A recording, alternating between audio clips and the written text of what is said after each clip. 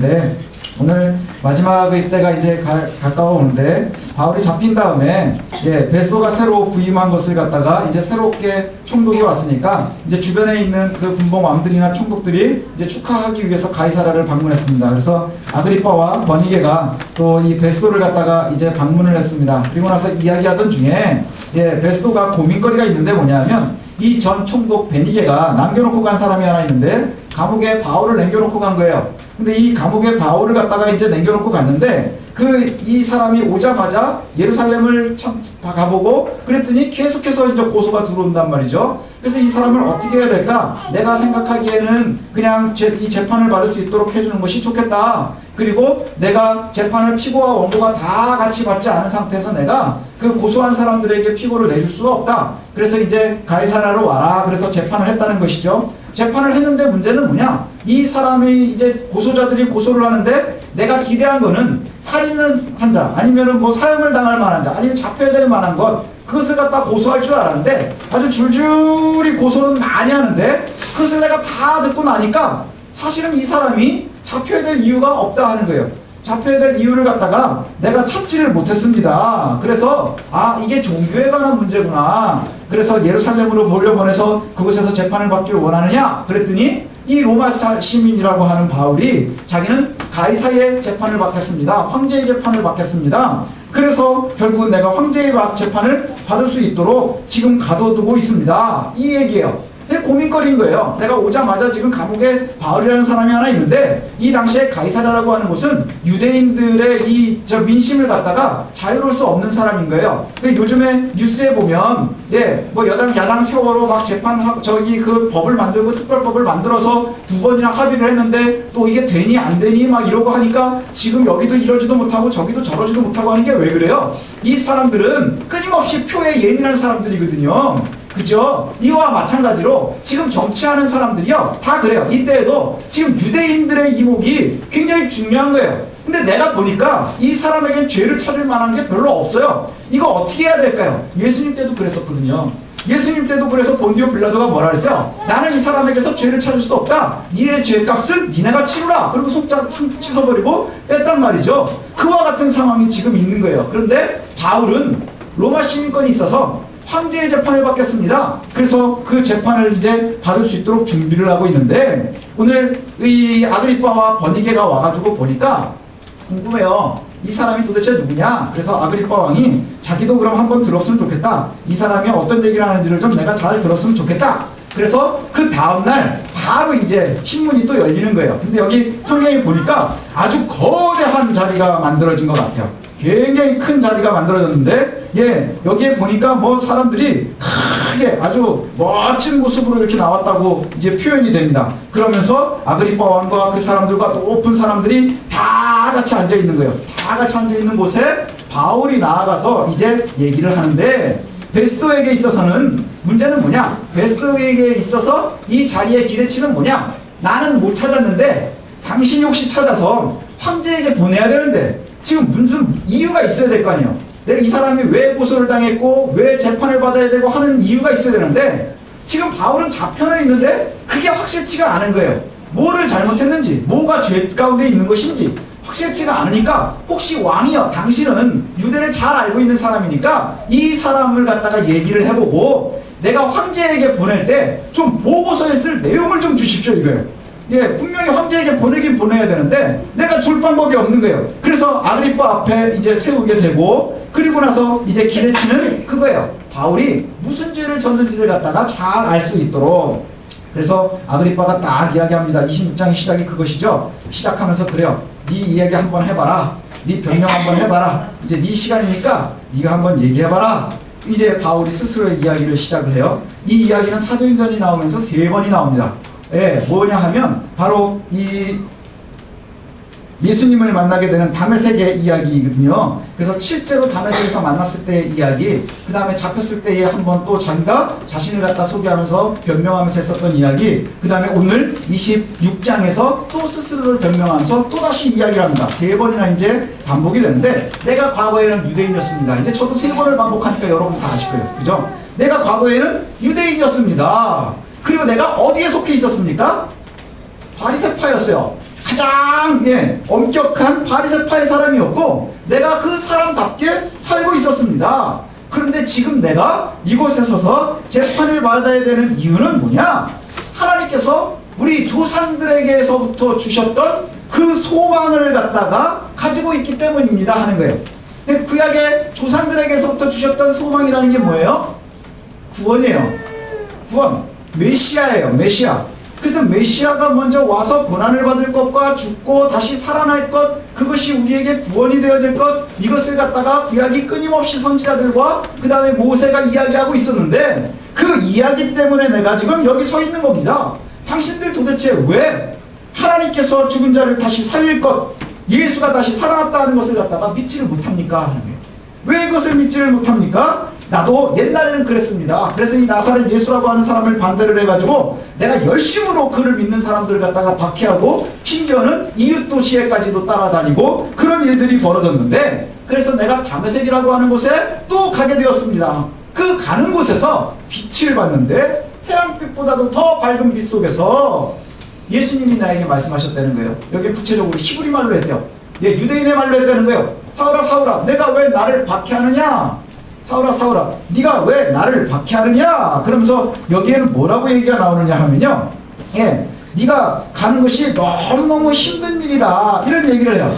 사울아 사울아 내가 나를 왜 박해하느냐? 가시채를 뒷발질하기가 내게 고생이니라 이렇게 얘기를 해요. 가시채를 뒷발질하는 것이 내게 고생이니라. 이게 무슨 말이냐면요, 가시채가 그거래요. 말을 타고 이렇게 가거나 이제 짐승들을 데리고 갈 때 뒤에서 잘 안 가면 뾰족한 나무떼기라서 훅훅 찌르는 거예요. 그러면 이제 아프니까 앞으로 가지 않겠어요? 소나 말이나 이제 얘네들이 앞으로 가는 거예요. 근데 이 찌른다고 열받으니까 소가 자꾸 뒷발질해가지고 이걸 막 얘랑 싸우려고 하는 거예요. 지금 바울아 네가 나를 핍박하는 게 그와 같다는 거예요.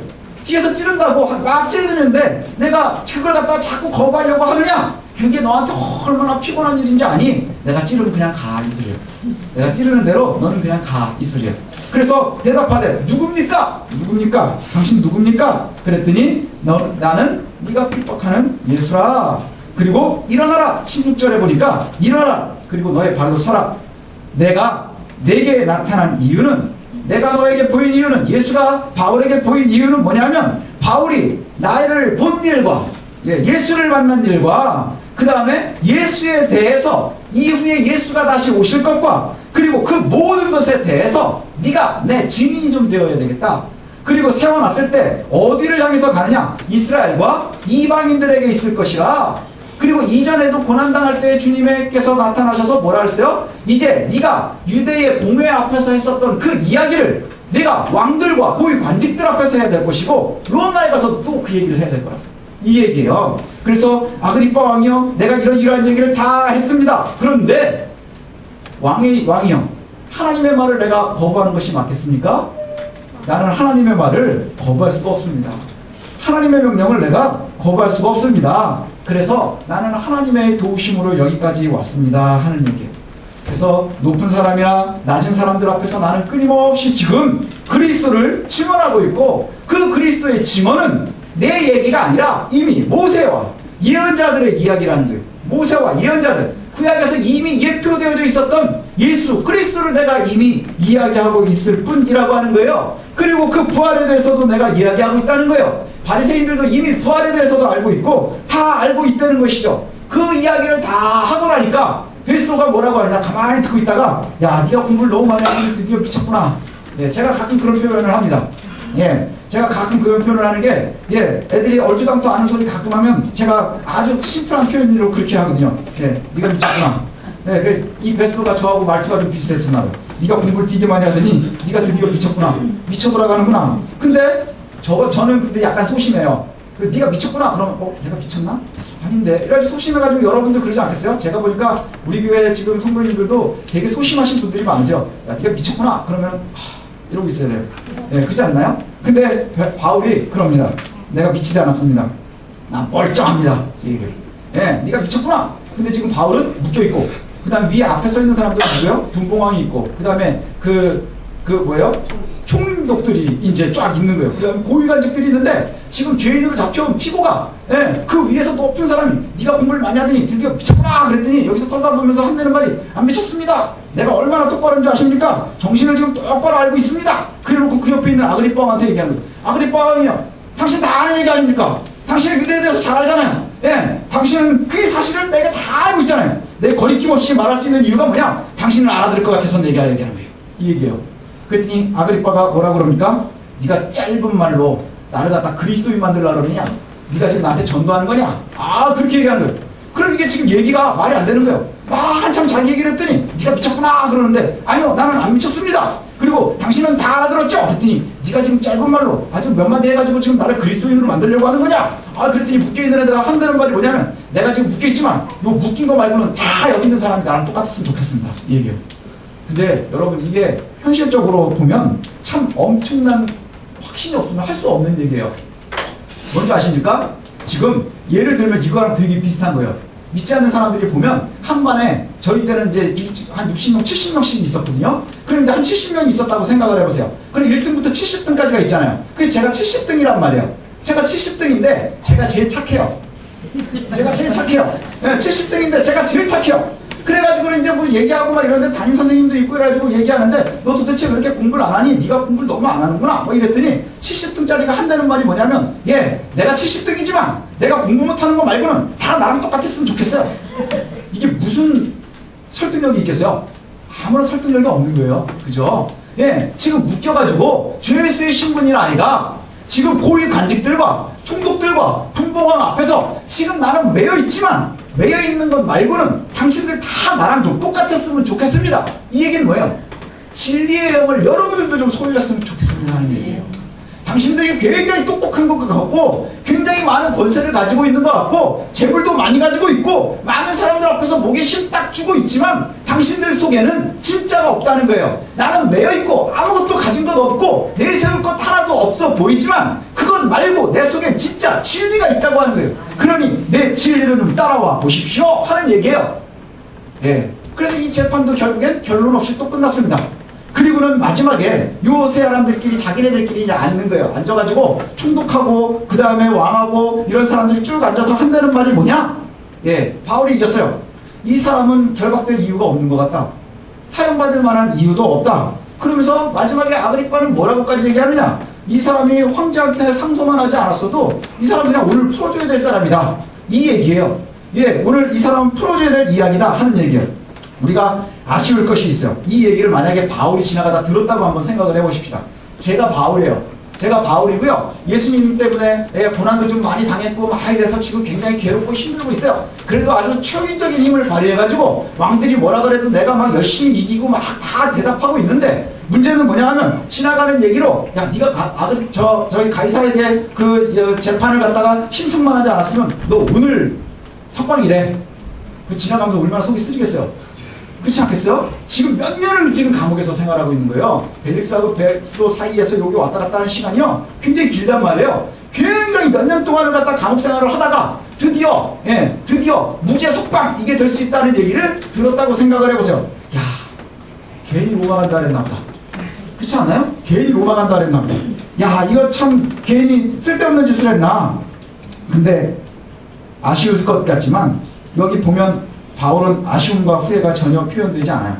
이유는 뭐냐? 예, 좋은 걸 한 게 아니라 진리를 찾은 것이에요.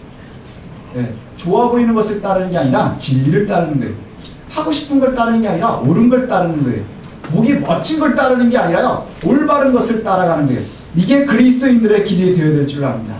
예, 요즘에 교인들이요, 예, 교회들이 요즘에 성도들이 좋아할 이야기들이 되게 많이 나와서 중요한 걸 빼놓는 경우들이 참 많습니다. 예, 우리 교회도 나름 많이 노력을 해야 되는데, 요즘에 교회에서 제일 많이 쓰이는 단어들이 뭔지 아세요? 예, 우리 교회뿐만이 아니라 우리 교회도 포함해요. 그리고 한국 교회에서 제일 많이 쓰이고 있는 이야기가 뭐냐? 많이 나오고 있는 단어가 뭐냐? 내적 치유예요. 내적 치유. 그 다음에 상담. 그 다음에 힐링. 예, 힐링은 이경규가 하는 거거든요. 그죠? 밤에 앉아가지고 힐링은 이경규가 하는 거예요. 예, 그래가지고 제일 좋아하는 얘기가 상담, 치유. 그 다음에 성도들이 제일 많이 하는 얘기는 뭔지 아세요? 상처받았어요, 위로해주세요. 이 얘기를 제일 많이 한대요. 예, 이게 계속 그런 얘기가 나오는 거예요. 그러니까 상처받았어요, 위로해주세요. 그럼 교회는 뭐 하는 거예요? 위로해주는 거예요. 그 그 다음에 맨날 이렇게 권면해주고 상담해주고 치유해주는 것이 중요하다고 보는 거예요. 그러면서 뭘 놓치기 시작을 했느냐? 진리를 놓쳐가기 시작하는 거예요. 진리를 놓치는 거예요. 상담이 들어오면서 그 다음에 치유라는 것이 들어오면서 교회의 복음보다 더 앞서가기 시작하는 게 뭔지 아세요? 예, 상담이요. 상담학, 심리학 이런 것들이 들어오기 시작하는 거예요. 인본주의가 서서히 들어오기 시작을 해요. 이게 얼마나 위험한지 모릅니다. 조금씩 들어와서 우리를 갖다가 마치 굉장히 어려운 가운데로 빠지기 시작하는 거예요. 그러면서 여러분 혹시 우리 신앙생활 오래 하신 우리 어르신들은 들어보셨지만 여기 젊은 사람들은 못 들어본 얘기가 있을 거예요. 뭐냐 하면 교리 이런 얘기 들어보셨어요. 교리가 뭐예요?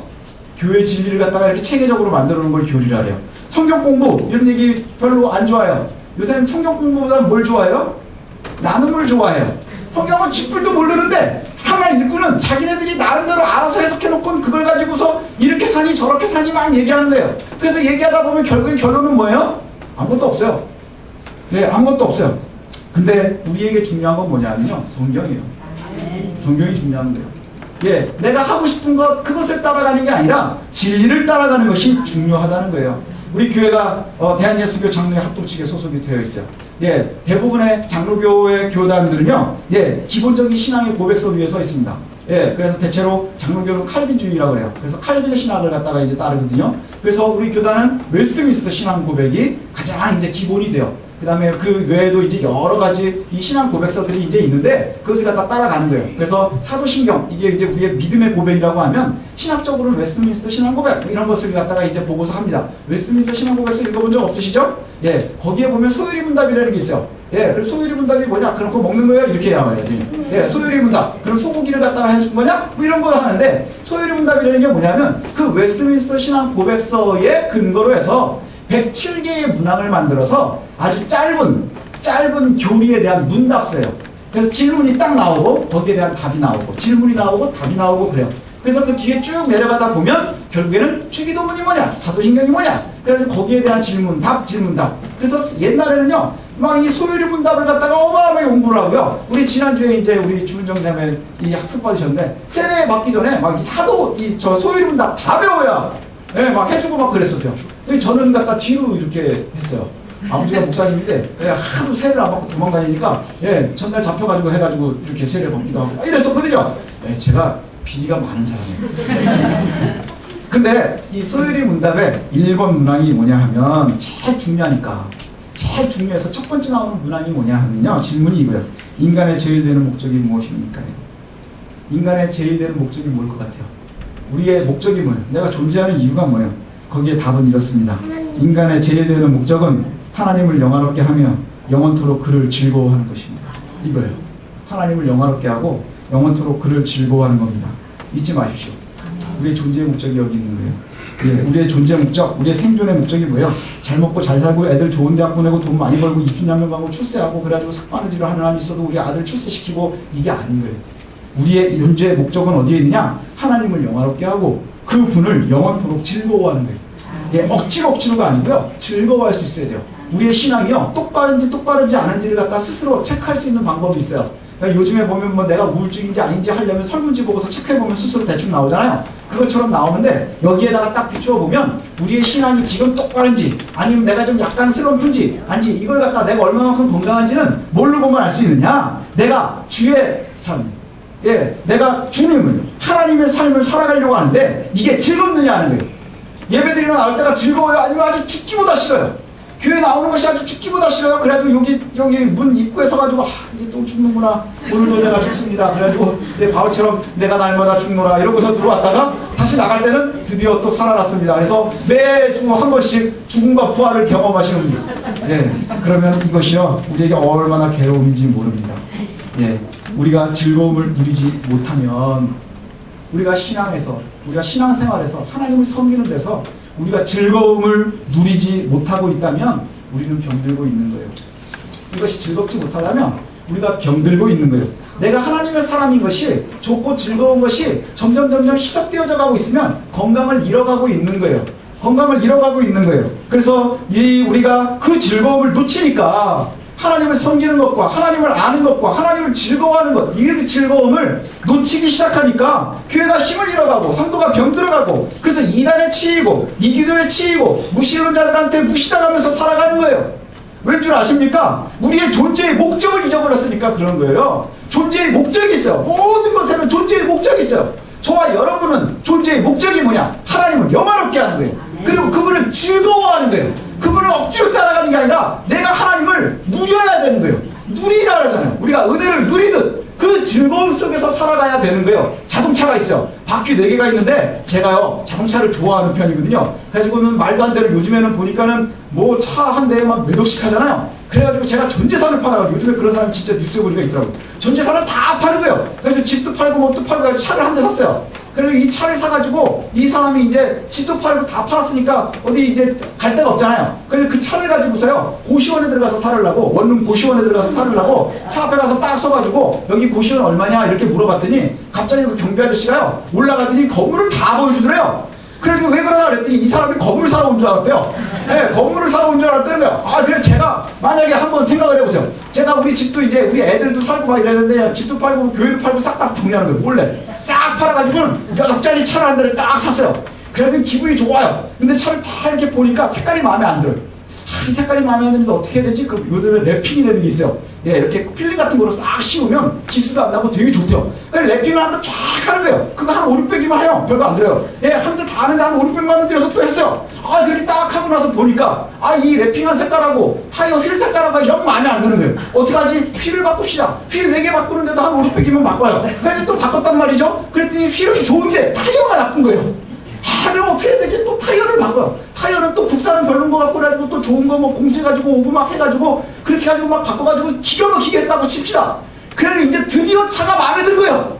아주 쓸만한 거예요. 근데 문제가 생겼어요. 기름 넣을 돈이 없어요. 그럼 못 쓰는 거예요. 그죠? 그냥 세워놓고요. 놓고 보십시오. 맨날 아침에 야, 너 잘 있니? 잘 있니? 그리고 우리 저녁 때 보자. 그리고 이제 지하철 타고 출근하고 갔다 오고, 그 다음에 저녁 때 오면서 야, 잘 있었구나. 그러고 한번 닦아주고, 예, 그리고 나서 또 다음날 아침에 보니까 아, 어떤 새가 지나가다 똥을 싸놨네. 아, 이런 나쁜 놈이라 뭐 벼락이나 맞아라. 뭐 이러면서 또 하고, 그리고 출근하고 세워놓는 거예요. 왜요? 기름이 없으니까. 그럼 존재의 목적이 없는 거예요. 그 차는 존재의 목적이 없는 거예요. 저와 여러분이 그래요. 교회들이 화려해요. 멋있는 것 같아요. 입도 기가 막히게 살았어요. 머리에 지식도 가득해요. 그래가지고 막 몇백만 원짜리로 막 그 랩핑도 해놓고 타이어도 바꾸고 막 튜닝을 해놔가지고 이게 이제 더 이상 다른 사람들이 막 우와 할 거예요. 근데 차가 못 가. 의미가 없는 거예요. 의미가 없는 거예요. 지금의 성도들이 그와 같아요. 지금의 성도들이 그와 같다는 거예요. 예수님이 소금이 그 맛을 잃어버리면 버린다 그랬어요. 왜요? 소금은 짜야 소금이지. 그죠? 뭔가 있는데 허연데 아무리 넣어도 짜지가 않아. 계속 넣어서 그냥 껄쭉해졌는데도 안 짜요. 그리고 요리만 버릴 뿐이지 그건 의미가 없는 거예요.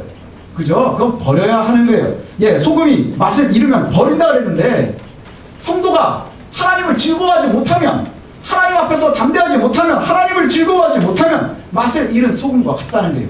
하나님 맛을 잃은 소금과 같다는 거예요. 지금 바울은 여기저기 끌려다니는 신세예요.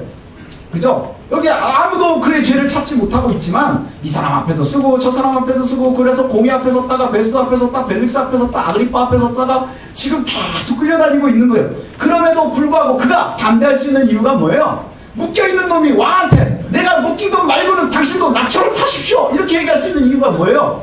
그가 그리스도인으로서의 정체성을 정확하게 갖고 있는 거예요. 그가 하나님을 즐거워하고 있는 거예요. 즐거워하고 있는 거예요. 그의 존재의 목적이 그의 삶 속에서 없어지지 않았기 때문이라는 거예요. 자세히 보면 그의 변호는요, 스스로 네가 너에 대해서 변해라 그러면은 바울은 변호를 핑계 삼아서 뭐 하는 줄 아세요?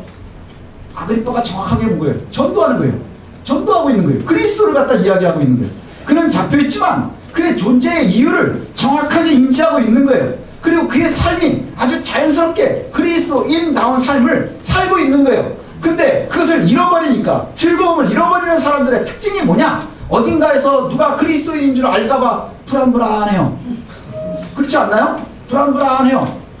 그래가지고 아, 제가 목사인데 어디 가서 제가 목사입니다 이렇게 얘기하면 대부분 사람들은 잘 안 믿어요. 네, 목사처럼 안 생겼나 봐요. 잘 안 믿는데, 그래도 하여튼 목사입니다 이렇게 얘기를 하면, 제가 만약에 어디 가서 제가 목사인데요 하는 얘기를 부끄러워한다고 치십시다. 예, 제가 어디 가가지고 직업난 이러면 목사라고 써야 되나? 이거 뭐 교회는 다니세요? 그런데 제가 목사인데 교회를 가기는 갑니다. 그럼 뭐 하세요? 그러면 교회 가서 그럼 주로 뭐 하세요? 그럼 전 주로 말을 많이 합니다. 이렇게 얘기한다고 한번 쳐보십시다. 그럼 여러분들이 저를 볼 때 신뢰가 가겠느냐 하는 거예요. 여러분들이 저를 봐도 완전 사고가 갈 텐데 사이비가 들 텐데 문제는 하나님 보실 때는 어떻게 하느냐. 근데 목사만 그러느냐? 그렇지 않아요. 하나님의 사람들은 다 똑같습니다. 하나님의 사람들은 다 하나님 앞에서 똑같은 거예요. 예, 내가 그리스도인인 것을 갖다 딱 얘기했는데 네가 미쳤구나. 당신은 내 말을 다 알아들을 것 같습니다. 너 지금 나를 꼬시려고 하느냐? 이럴 때 기죽지 마십시오. 기죽지 마십시오. 우리의 존재의 목적은 바로 하나님을 즐거워하는 데 있어요. 하나님을 즐거워하는 거예요. 예, 돈 때문에 뭐 여러 가지 이유들 때문에 흔들리지 마십시오. 예, 나의 성격이나 성품 때문에 위축되지 마십시오. 하나님의 백성들은요, 그것으로 승리할 수 있습니다.